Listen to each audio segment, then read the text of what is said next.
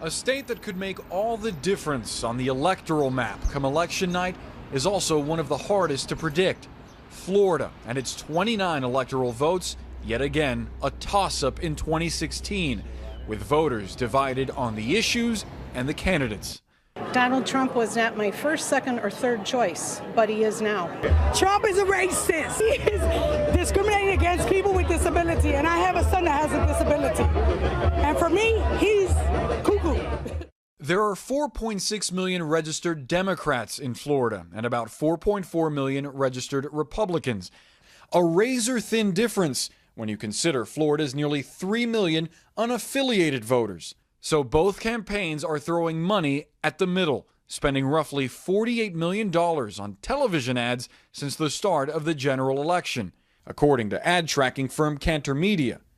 In Hillary Clinton's America, the system stays rigged against Americans. Hillary Clinton and her super PACs have pummeled Donald Trump, outspending the Republican 4 times over. Ties are rated to China. Since early June, Clinton's team has spent $38.7 million on TV in the Sunshine State, to Trump's $9.2 million. Despite the imbalance in spending, recent polls show Clinton and Trump are still in a tight race. Flip a coin, it's now all about turnout. Really? It's so close, and it has been for some time. In Florida's last 3 elections, its 2 governor's races and the 2012 presidential, the victor only won by 1%. There are a few areas that really illustrate why Florida is such a battleground better than the central part of the state. You've got retirement communities like the Villages, which happens to be older, less diverse, and a Trump stronghold.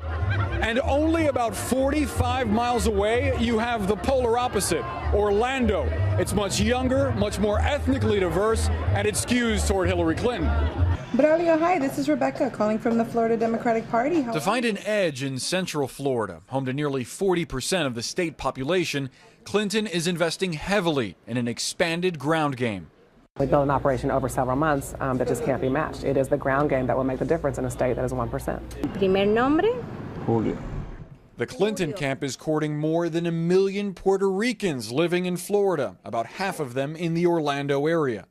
She is talking to them about the things that matter to them about economic stability, offering jobs. The Trump campaign has been slow to build a ground game in Florida, but thanks to a major boost from the RNC, officials say they expect to have several dozen offices up and running soon, along with more than 200 people on staff and several thousand volunteers. We do have our offices open. There are 60 between the Republican National Committee, the Republican Party of Florida, the other candidates, and us. So there are plenty of places for volunteers to gather. America can be strong. America can stand tall again. While Mike Pence energized Trump's base at the Villages on Saturday, state officials say their campaign is not focused on any specific demographic group. Their strategy is simply to get their candidates and message in front of as many Floridians as they can. But we believe that if you meet him, you support him and you like him. Boris Sanchez, CNN, Orlando.